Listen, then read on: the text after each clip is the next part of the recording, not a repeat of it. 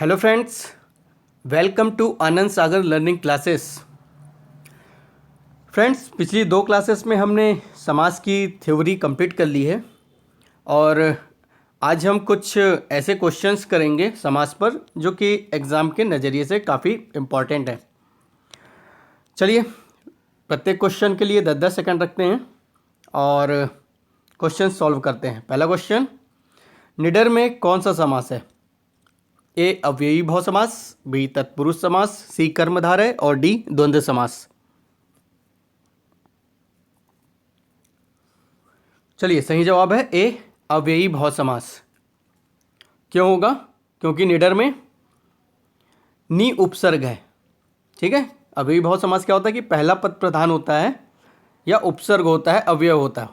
ठीक है, इसके लिंग वचन कारक के अनुसार कोई भी परिवर्तन नहीं होता है। दूसरा क्वेश्चन है, रात भर में कौन सा समास है? कर्मधारय, तत्पुरुष, अव्ययी भाव समास और द्वंद्व समास।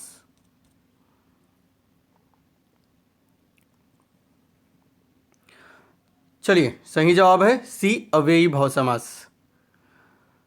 क्यों है? क्योंकि पहला पद प्रधान है, दूसरा पद गौण है।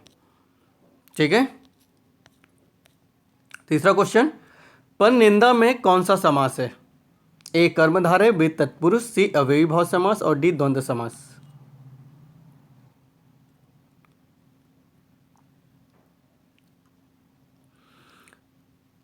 चलिए, सही जवाब है तत्पुरुष समास। कौन सा तत्पुरुष होगा? संबंध तत्पुरुष समास होगा। पर निंदा का समास विग्रह क्या होगा? पर की निंदा। यहाँ पर की विभक्ति का लोप हो जाएगा। ठीक है, इसलिए संबंध तत्पुरुष समास है। चौथा क्वेश्चन, देश निकाला में कौन सा समास है? ए कर्मधारय समास, बी तत्पुरुष समास, सी अव्ययी भाव समास और डी द्वंद्व समास।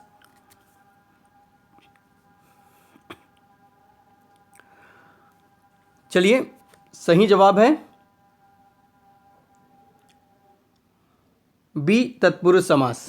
कौन सा तत्पुरुष समास होगा? अपादान तत्पुरुष समास। ठीक है फ्रेंड्स, अपादान तत्पुरुष समास क्यों होगा? क्योंकि इसमें से विभक्ति का लोप हो जाएगा। देश निकाला का समास विग्रह क्या होगा? देश से निकाला, इसलिए इसमें से विभक्ति का लोप हो जाएगा। पांचवा क्वेश्चन है, पाप पुण्य में कौन सा समास है? कर्मधारय, तत्पुरुष, अव्ययी भाव समास और द्वंद्व समास।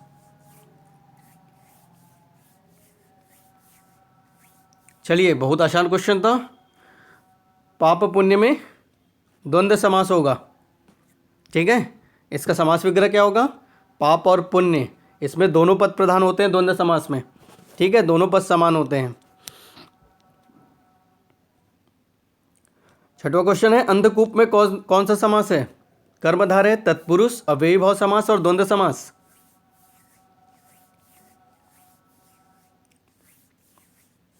चलिए, सही जवाब है ए कर्मधारय समास। ठीक है, अंधकूप का समास विग्रह क्या होगा? अंधा है जो कूप। ठीक है, पहला पद दूसरे पद की विशेषता बता रहे हैं। ठीक है, पहला पद विशेषण और दूसरा पद विशेष्य है। सातवां क्वेश्चन, कमल नयन में कौन सा समास है? कर्मधारय, तत्पुरुष, अव्ययी भाव समास और द्वंद्व समास।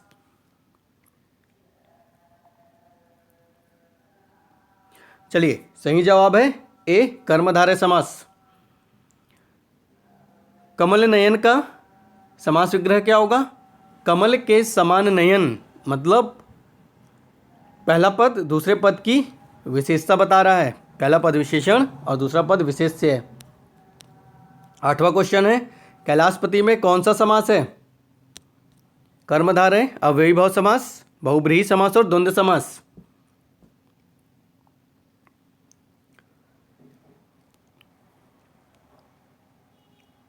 चलिए, सही जवाब है सी बहुब्रीहि समास। समास विग्रह क्या होगा?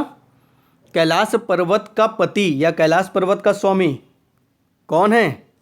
शंकर। पहला और दूसरा पद मिलकर तीसरे पद की ओर संकेत कर रहे हैं। तीसरा पद कौन है? किसकी ओर संकेत कर रहे हैं? शंकर की ओर। त्रिभुवन में कौन सा समास है? कर्मधारय, अव्ययी भाव समास, तत्पुरुष समास और द्विगु समास।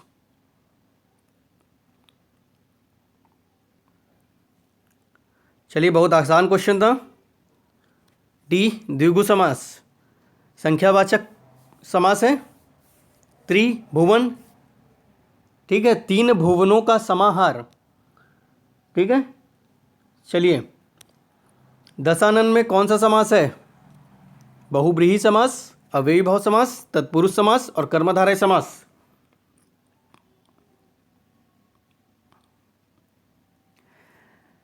सही जवाब क्या होगा? ए बहुब्रीहि समास। क्यों?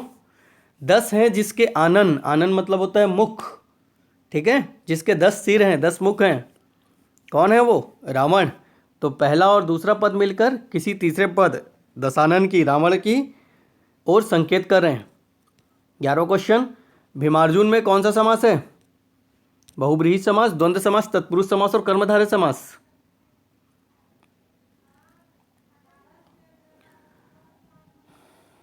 चलिए, सही जवाब है बी द्वंद्व समास। कैसे हुआ? भीम और अर्जुन दोनों पद समान हैं, दोनों पद ही प्रधान हैं, ठीक है। 12वां क्वेश्चन,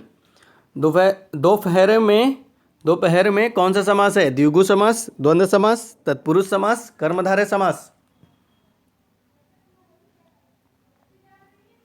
चलिए, सही जवाब है ए द्विगु समास। क्यों हुआ?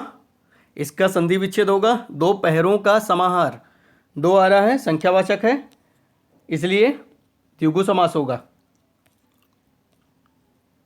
13वां क्वेश्चन, चंद्रमुख में कौन सा समास है?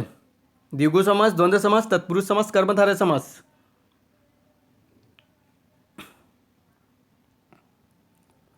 चलिए, सही जवाब है डी कर्मधारय समास। क्यों होगा? पहला शब्द दूसरे शब्द की विशेषता बता रहा है। चंद्र के समान है मुख जिसका, चंद्र विशेषता बता रहा है मुख की, ठीक है, चंद्र के समान है मुख जिसका।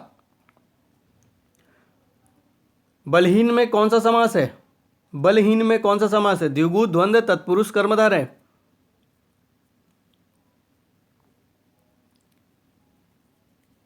चलिए, बलहीन में तत्पुरुष समास है। कौन सा तत्पुरुष समास है?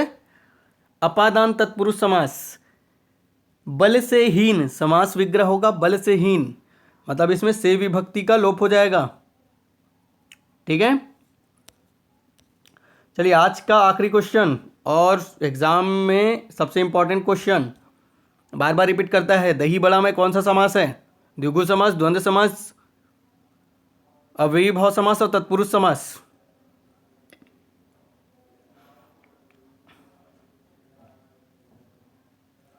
चलिए, सही जवाब है तत्पुरुष समास। कौन सा वाला टाइप है? जिसमें एक से अधिक पदों का लोप होता है, ये टाइप मैंने बताया था, जिसमें एक से अधिक पदों का लोप होता है। चौथे नंबर का इसमें रूल देखिए, ये बताया था मैंने। विभक्तियों के अलावा कभी कभी बीच में आने वाले पदों का भी लोप होता है। जैसे में डूबा हुआ का लोप हो गया, दही में डूबा हुआ बड़ा, इसमें में डूबा हुआ का लोप हो गया, इसलिए बना दही बड़ा समासिक पद, ठीक है। तो फ्रेंड्स, आज की क्लास आपको कैसी लगी? ऐसी ही इम्पॉर्टेंट क्वेश्चंस यदि आपको सॉल्व करने हैं तो कमेंट बॉक्स पर लिख के बताइएगा।